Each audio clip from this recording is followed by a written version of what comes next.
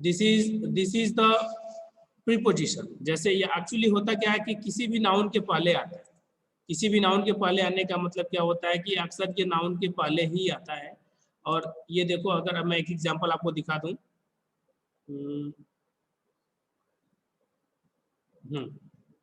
जैसे देखिए, वैसे पहले हम देखते हैं, पहले दिखा दे, एग्जांपल दिख रहा होगा, क्या दिख रहा है, ही लिव्स इन पंजाब। अब देखो इन क्या है, इन बाबू है, इन जो है आपका वो है प्रीपोजिशन। क्या है, प्रीपोजिशन है। ये कैसे बता रहा है, देखिए ये पंजाब है, यानी पंजाब एक आपका नाउन है और नाउन के पहले बता रहा है, और ये क्या कर रहा है, इसी को क्या कर रहा है, ये बता रहा है। ठीक है, देखिए पंजाबी है, पंजाब, पंजाब नाउन है, पंजाब के पहले इन है, तो this is the preposition. Okay, और यही यही काम यही होता है, क्या है, प्रीपोजिशन। प्रीपोजिशन का मतलब क्या है, ये किसी भी नाउन के पहले आता है और उसके पोजीशन को बताता है, that is the mean of preposition. अब करना क्या है, जैसे ये बहुत ही सिंपल क्वेश्चन एग्जाम में आएगा, 4 या 5 क्वेश्चन आएगा, बस उसी में से आपको क्या करना है, फिल करना है, ज्यादा दिमाग लगाने की जरूरत नहीं है, फिल करना है। ठीक है, तो आप देखोगे प्रीपोजिशन हो गया, तो हर डिफिनीशन आपको मिला होगा, प्रीपोजिशन क्या है, प्रीपोजिशन यहाँ नीचे डिफिनीशन दिया हुआ है। प्रीपोजिशन क्या है, प्रीपोजिशन दिया हुआ है, क्या है, preposition is a word which shows the relation between two objects indicating their position. जो हमने भी बताया है कि प्रीपोजिशन एक ऐसा वर्ड होता है जो दो ऑब्जेक्ट के बीच में रिलेशन को बताता है। यानी दो ऑब्जेक्ट के बीच में रिलेशन को बताने का मतलब क्या है, जैसे बोला गया ही लिव्स इन पंजाब, तो अभी देखोगे ही लिव्स इन पंजाब में आपका जो ही है, this is the object.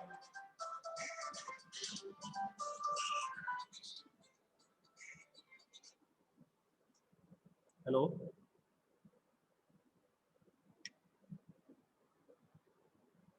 Hello, हाँ हाँ हाँ,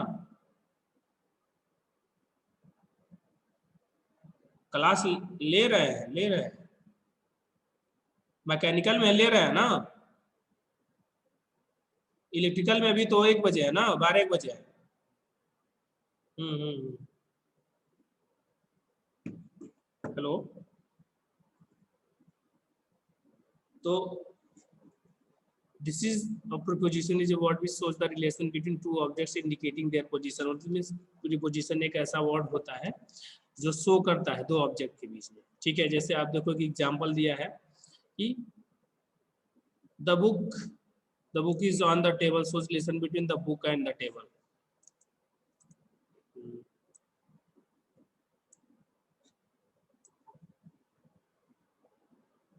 दिस इज, देखो ये रहा, जैसे ये भी एक ऑब्जेक्ट है बुक, और ये भी ऑब्जेक्ट है एक टेबल, इन दोनों के बीच में जो रिलेशन बता रहा है दैट इज ऑन।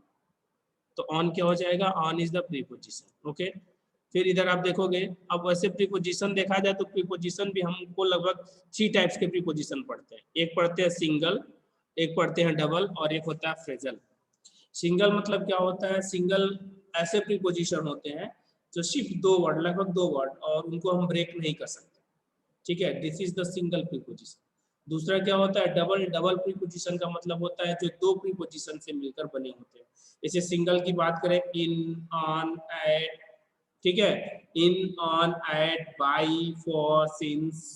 ठीक है, from, this is the single preposition. अगर हम बात करते हैं डबल प्रीपोजिशन की, तो डबल प्रीपोजिशन का मतलब होता है ऐसे प्रीपोजिशन जो 2 वर्ड से मिलकर बने होते हैं। दो वर्ड मिलने का मतलब ऐसे 2 प्रीपोजिशन से मिलकर बने होते हैं। ठीक है, जैसे अगर हम बात है सिंपल प्रीपोजिशन, यानी वो सिंगल प्रीपोजिशन को बोल रहे थे, उसमें बहुत होते हैं, जैसे एट होता है, विद होता है, ऑफ होता है, आफ्टर होता है, टिल होता है, अप होता है, ओवर होता है, एज होता है, बिहाइंड होता है। ठीक है, बिहाइंड होता है, फॉर होता है, फ्रॉम होता है, डाउन होता है, आउट होता है, ऑफ होता है, ओ एफ, TO2 होता है, अंडर, UNDR अंडर होता है, BY बाई होता है, उसी तरह आपका ON ऑन होता है, उसी तरह IN इन होता है, उसी तरह बट होता है, उसी तरह दैन होता है, और भी बहुत सारे होते हैं। तो ये जो हम प्रीपोजिशन आपको बता रहे हैं, this is the simple preposition या सिंगल प्रीपोजिशन। ओके। अब देखो दूसरा जो प्रीपोजिशन हम बताएंगे आपको, दूसरा जो प्रीपोजिशन होता है जिसको हम डबल प्रीपोजिशन बोलते हैं। क्या बोलते हैं? Double preposition. अब डबल प्रीपोजिशन मतलब क्या होता है? डबल बोले तो डबल, अब ध्यान से देखना डबल कैसे समझोगे। डबल, अब डबल प्रीपोजिशन को समझने के लिए ऐसे जो भी प्रीपोजिशन होते हैं 99% वो दो प्रीपोजिशन से बनते होते हैं। जैसे मान लीजिए ऑन,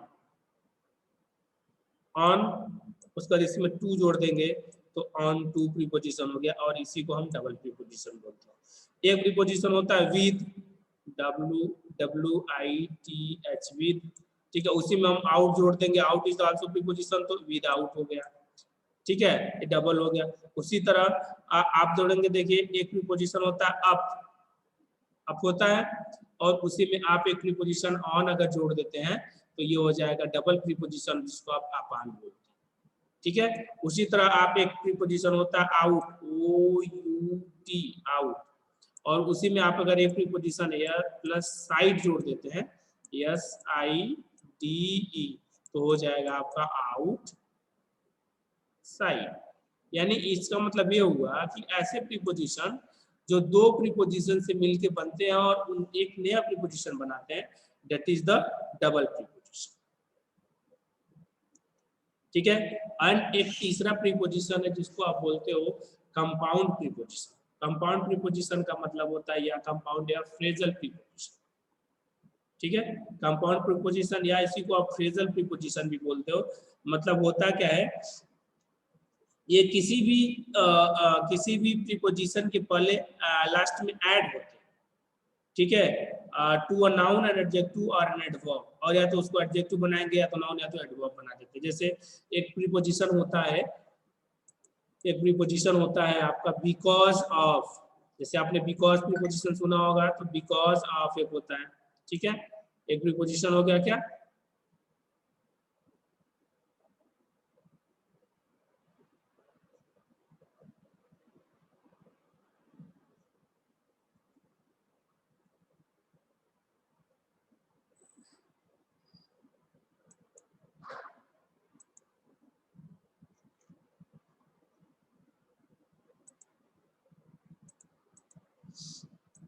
जैसे एक प्रीपोजिशन होता है बिकॉज, क्या होता है? बिकॉज, ABECAUSE, बिकॉज होता है, और इसी में अगर आप ऐड एक प्रीपोजिशन लगा देते हैं of, OF, this is the because of. उसी तरह एक वर्ड होता है कॉज, CAUSE, इसका हो जाता है कॉज ऑफ, ठीक है, ये हो गया cause of.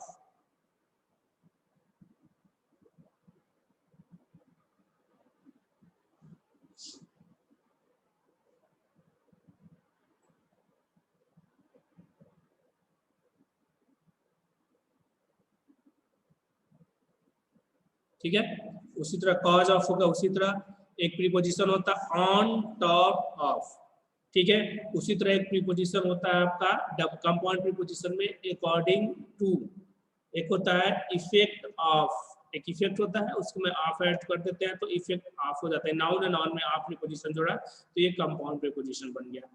In respect to, ठीक है। फिर एक वर्ड है इंस्टेड ऑफ, एक फिर एक प्रीपोजिशन होता है इफेक्ट टू पढ़े हैं, इफेक्ट ऑफ पढ़े हैं, एक होता है इफेक्ट ऑन, एक होता है विथ रिगार्ड्स टू, उसी तरह होता है एक प्रीपोजिशन होता है apart from, APARTFR, apart from.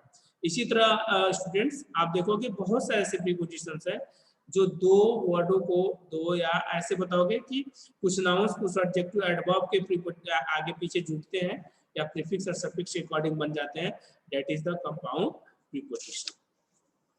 Okay, अब हम पढ़ेंगे क्या एक और वर्ड, एक और प्रीपोजिशन होता है अगर उसको समझना चाहो तो पार्टिसिपल प्रीपोजिशन। पार्टिसिपल प्रीपोजिशन का मतलब होता है कि पार्टिसिपल प्रीपोजिशन क्या होता है, जैसे पार्टिसिपल में तीन तरह, प्रेजेंट पार्टिसिपल, पास्ट पार्टिसिपल होते हैं, पढ़े होंगे। प्रेजेंट फ्यूचर पार्टिसिपल नहीं होता है, प्रेजेंट पार्टिसिपल और पास्ट पार्टिसिपल होता है। तो आप देखोगे प्रेजेंट पार्टिसिपल यानी मतलब कहने का मतलब पार्टिसिपल बनता है यानी आईएनजी फॉर्म, अगर किसी भी वर्ब के लास्ट में अगर आईएनजी फॉर्म लगाते हैं तो आपका प्रेजेंट पार्टिसिपल बन जाता है। ठीक है, जैसे आपने वर्ब में पढ़ा होगा first form, second form, third form, उसके बाद एक फोर्थ फॉर्म पढ़ा होगा पार्टिसिपल, तो that is the ING form of that.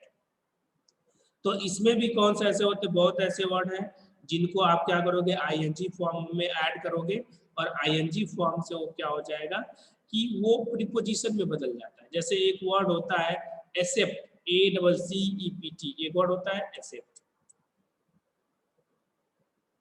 क्या होता है, एक वर्ड होता है आपको बाबू एक्सेप्ट, ACCEPT,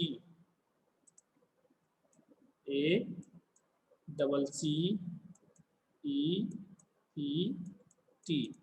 तो आप देखोगे ये है एक्सेप्ट, ठीक है, ये वर्ब है और इसी में आप एक्सेप्टिंग कर दोगे यानी IN और ये रहा G, तो एक्सेप्टिंग क्या हो गया, तो एक्सेप्टिंग एक प्रकार का पार्टिसिपल प्रीपोजिशन हो गया। ठीक है, उसी तरह आप बोलोगे पेंडिंग, उसी तरह फेलिंग, उसी तरह है आपका अकॉर्डिंग, उसी तरह है आपका रिगार्डिंग, उसी तरह पे आपका फॉलोइंग, उसी तरह आपका है इंक्लूडिंग, उसी तरह आपका है ड्यूरिंग, ओइंग, बहुत सारे ऐसे प्रीपोजिशन है जो पार्टिसिपल प्रीपोजिशन में जाने जाते हैं। ठीक है, सबसे लास्ट प्रीपोजिशन एक पढ़ेंगे हम फ्रेजल प्रीपोजिशन, जो बहुत ही इंपॉर्टेंट प्रीपोजिशन होता है फ्रेजल प्रीपोजिशन। अब फ्रेजल प्रीपोजिशन क्या होता है, फ्रेजल प्रीपोजिशन क्या होता है बाबू की phrasal phrase preposition is a phrase containing a preposition and function as a preposition in a sentence and connects noun, pronoun or other phrase to other words in a sentence। मतलब phrasal जो preposition होता है वो किसी भी sentence को complete करने के लिए नाउन और प्रोनाउन के रिलेशन को क्या करता है, ऐड करके बताता है। तो यही आपका होता है कि फ्रेजल प्रीपोजिशन। जैसे आप पढ़ोगे बहुत ऐसे सारे प्रीपोजिशन मैं आपको आगे बताऊंगा, तो उसी हिसाब से हम पढ़ें। ठीक है, बट अभी अभी हम क्या करते हैं, अभी हम थोड़ा सा रूल, बेसिक रूल देख लेते हैं प्रीपोजिशन का, जो बेसिक रूल क्या हो। ठीक है, जैसे कुछ ऐसे प्रीपोजिशन होते हैं जिनको हम टाइम शो के लिए यूज करते हैं। क्या करते हैं, टाइम शो के लिए यूज करते हैं, यानी ऐसे प्रीपोजिशन जो टाइम को बस डिनोट करते हैं, टाइम। तो देखिए प्रीपोजिशन ऑफ शोइंग टाइम, मतलब फर्स्ट इज एट, दिख रहा है एट, एट बोले तो at is at in used with a definite point of time in mind. मतलब एट जो प्रीपोजिशन होता है वो डेफिनिट टाइम के लिए होता है। जैसे आप देखते हो जैसे कोई भी टाइम के पहले एट ही लगाया जाता है। एट लगाने का मतलब क्या होता है कि वो एक स्पेसिफिक टाइम हो जाता है, यानी वो डेफिनिट का बोले तो निश्चित टाइम हो जाता है, यानी पॉइंट ऑफ टाइम हो जाता है। जैसे आप टेंस में पढ़े होंगे परफेक्ट कंटिन्यूअस में, तो आपने देखा होगा एक पढ़े होंगे पॉइंट ऑफ टाइम और एक पढ़े होंगे पीरियड ऑफ टाइम। तो पॉइंट ऑफ टाइम क्या होता है कि पॉइंट ऑफ टाइम आपके फिक्स समय को बताता है, ओके। लेकिन जो पीरियड ऑफ टाइम होता है वो क्या करता है, पीरियड ऑफ टाइम एक ड्यूरेशन को बताता है। ठीक है, ये होता है पॉइंट ऑफ टाइम और पीरियड ऑफ टाइम। तो आप देखोगे यहाँ एट जो लिखा है स्टूडेंट्स, लिखा है I go to my department at 7:30 AM every day. Means मैं क्या करता हूँ डिपार्टमेंट में, जो मैं डिपार्टमेंट में पर डे एवरी डे प्रत्येक दिन 7:30 बजे तक क्या होता हूँ, पहुंच जाता हूँ, जाता हूँ। इसका मतलब ये फिक्स एक टाइम हो गया, तो इसलिए यहाँ पर हमने एट का यूज किया। ठीक है, उसी तरह सेकेंड जो एग्जांपल दिया है he will come at Holi, this is Holi, क्या मतलब, अब होली, होली का कोई कहेगा सर होली फिक्स नहीं है, लेकिन होली तो एक फेस्टिवल है ना, वो तो फिक्स है ना किसी दिन। जब होली फिक्स है तो होली के पहले हमने क्या कर दिया, एट लगा दिया। क्यों, क्योंकि ये पॉइंट ऑफ टाइम को डिनोट करता है और पॉइंट ऑफ टाइम के लिए हम लगाते हैं एट, एटी एट। अब आती है इन, क्योंकि देखिए यहाँ पर हम दो प्रीपोजिशन को एक साथ पढ़ेंगे। क्यों, अगर दोनों प्रीपोजिशन को अगर एक साथ हम नहीं पढ़ेंगे तो फिर उनका डिफरेंस हमको समझ में नहीं आएगा। पता चलेगा आप कहोगे सर एट भी वहाँ यूज करते हैं टाइम के लिए और इन भी लिखते हैं टाइम के लिए। तो आप ये जानिएगा कि जो एट होता है, at will be used for definite point of time. ठीक है, तो आपको ये कंफर्म हो गया होगा कि एट क्या करते हैं, एट का जो यूज करते हैं हम एक सर्टेन टाइम के लिए या एक फिक्स टाइम के लिए यूज करते हैं, ओके। लेकिन अब इन की बात आती है, तो इन लिखा है in is generally used to denote a specific time period, month and year. यानी ये जो इन होता है, इन जो होता है वो इन आई एन, इन जो होता है स्पेशली क्या होता है, एक specific time period month year के लिए होता है। जैसे I play chess in the evening, अब इवनिंग को शाम 4 बजे से लेके 7 बजे तक हम मानते हैं, इवनिंग को शाम 4 बजे से लेके शाम 7 बजे तक मानते हैं, तो एक एक टाइम हो गया ना, तो इसलिए हमने क्या लिखा, इवनिंग। ठीक है, अब एक्सेप्शन है, ठीक है, एक एक्सेप्शन क्या है, एक्सेप्शन ये है कि एट इज यूज्ड विथ नून, यानी जो एट है, एट जो यूज होता है वो नून के लिए यूज होता है, नून का मतलब दोपहर के लिए यूज होता है।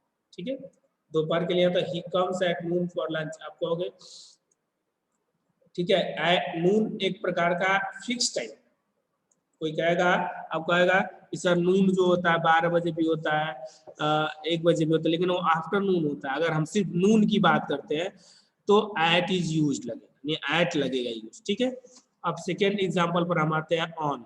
ऑन बोले तो आप देखेंगे ऑन जो है,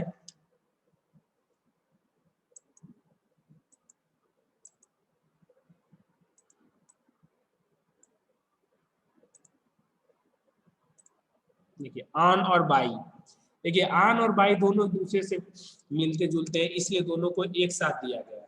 ठीक है, जैसे अगर हम बोले ऑन, तो on is used with days and date, यानी ऑन जो यूज होता है वह समय और तारीखों के लिए यूज होता है।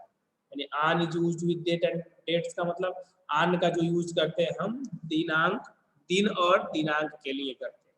जैसे देखिएगा लिखा है he was born on 9th जुलाई, ठीक है, he was born on 9th जुलाई, तो इसका मतलब उसका जो जन्म हुआ था, यानी वो जब पैदा हुआ था तो कौन सा दिन था, 9 जुलाई, तो 9 जुलाई था, तो ये भी टाइम बताता है, तो जब टाइम बता रहा है तो इसके पहले हमने क्या लगा दिया है, ऑन लगा दिया है। ठीक है, उसी तरह आप देखोगे I teach Wordsworth on every Monday, जैसे एवरी मंडे में क्या क्या करता हूँ, वर्ड्सवर्थ को पढ़ता हूँ, तो जो वर्ड्सवर्थ को पढ़ता है इसका मतलब वो एवरी मंडे को पढ़ता है, तो मंडे क्या करता है, टाइम को बता रहा है, और टाइम बता रहा है तो यहाँ पर ऑन बता रहा है, ऑन मंडे, यानी दिन के पहले हम क्या करते हैं, ऑन का यूज करते हैं। ये हमने सीखा कि अगर हम कहीं भी कोई भी डेज आ गए, ठीक है, यानी डेज आ गया Monday, Tuesday, Saturday, Friday, Sunday, तो you have to use on. ठीक है, अब आते हैं सिंस या फॉर, सिंस या फॉर, ये आप तो बहुत पढ़े होंगे, ने बताया ना, प्रेजेंट परफेक्ट कंटिन्यूअस में आपने पढ़ा होगा, पास्ट परफेक्ट कंटिन्यूअस में पढ़ा होगा, पॉइंट ऑफ टाइम दिया होता है, पीरियड ऑफ टाइम होता है, तो फॉर जो होता है ये डिनोट्स पीरियड ऑफ टाइम। देखिए लिखा है परफेक्ट कंटिन्यूअस, ठीक है, यहाँ लिखा भी है क्या है, परफेक्ट कंटिन्यूअस, ये लिखा है परफेक्ट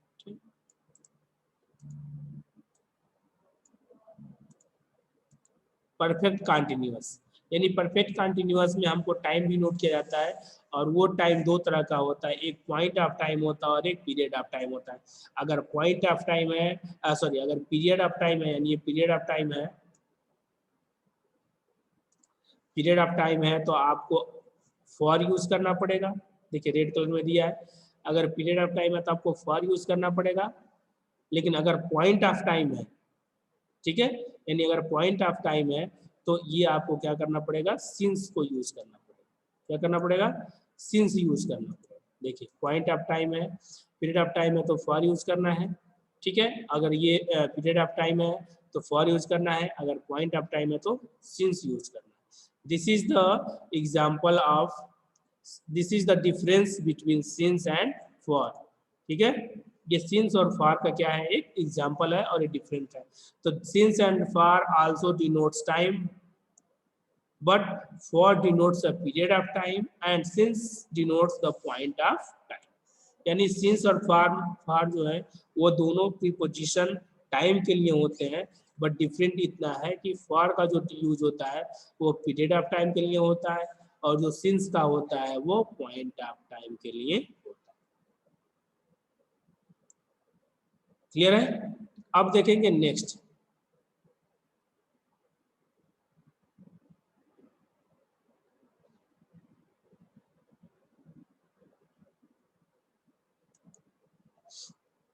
नेक्स्ट है आपका फ्रॉम।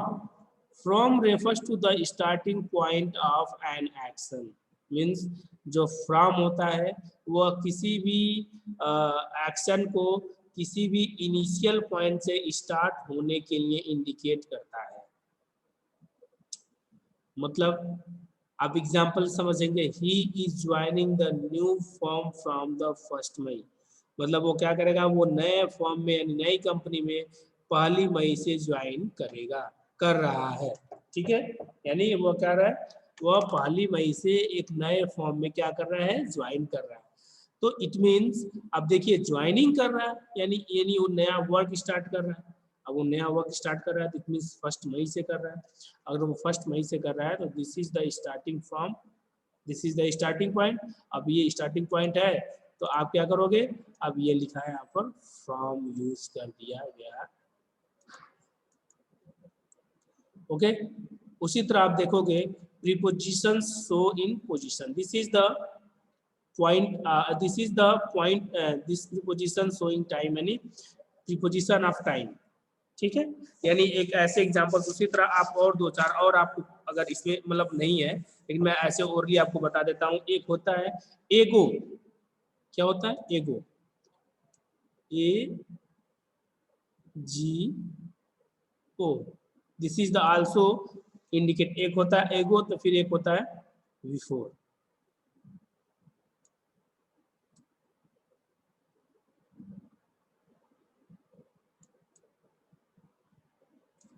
एगो और बिफोर भी बाबू क्या करते हैं, ये टाइम को डिनोट करते हैं। ठीक है, लेकिन एगो क्या होता है, एक सर्टेन टाइम होता है। एगो represents a certain time in the past, मतलब एगो क्या करता है, एक ऐसे टाइम को बताता है जो पास्ट में क्या हुआ हो, बीत चुका हो। जैसे मान लीजिए हमने बोला he came to Jaipur 2 years old, 2 years ago, sorry old. ठीक है, he came to Jaipur 2 years ago, मतलब वो क्या हुआ था, जयपुर में 2 साल पहले आया था।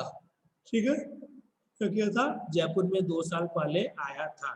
तो 2 साल पहले गया तो इसका मतलब वो फिक्स टाइम रहा होगा। तो अगर वो फिक्स टाइम रहा है तो वहां पर हमने एगो कर दिया। लेकिन अब बिफोर की बात आती है तो बिफोर में देखो क्या होता है बाबू, बिफोर में होता है earlier than a certain point in time. ठीक है, दोनों देखो, एक होता है सर्टेन टाइम और एक होता है पॉइंट इन टाइम। तो ये इंडिकेट करता है he goes for a walk before don. ठीक है, उसी तरह फ्रॉम होता है, फ्रॉम तो हमने आपको बता ही दिया है। टिल एक अनटिल होता है, एक वर्ड होता है टिल और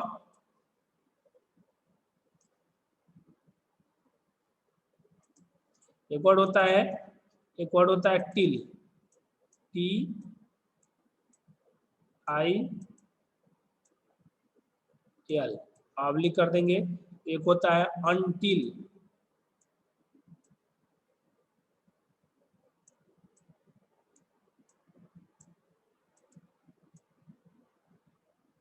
ठीक है, एक वर्ड होता है टिल, एक होता है वर्ड अनटिल। तो टिल और अनटिल में क्या डिफरेंस होता है कि जो टिल होता है this is the also point of time, and जो अनटिल होता है this is the also point of time, use कहा करते हैं।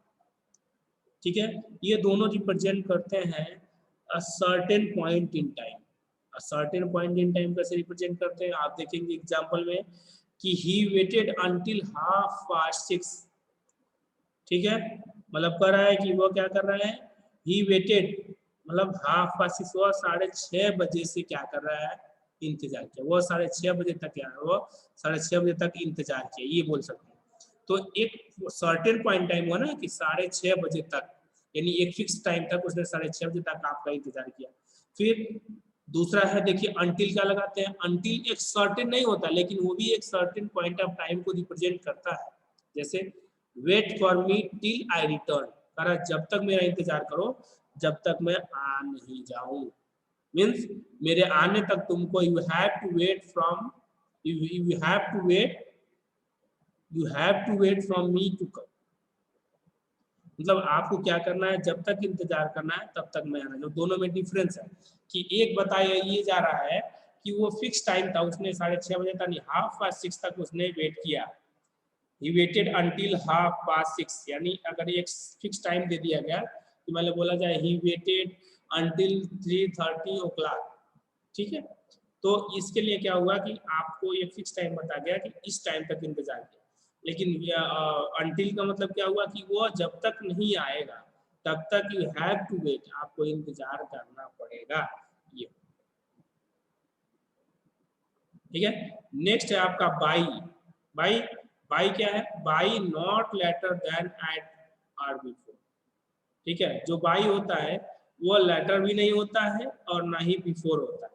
तो ही रिटर्न फ्रॉम स्कूल बाई 5, मतलब बाई 5 o'clock का मतलब पहले भी हो सकता है आ गया हो, 4:45 पर आ गया हो, या हो सकता है वो 5:05 पर आया हो सकता है वो 5:10 पर आया हो सकता है वो 4:50 पर आया, 4:50 पर आया हो। तो बाई का मतलब ये है कि एक फिक्स नहीं हुआ, ठीक है, ये फिक्स नहीं हुआ, इसलिए क्या हो गया यहाँ पर हम बाई को यूज करते हैं, ठीक है।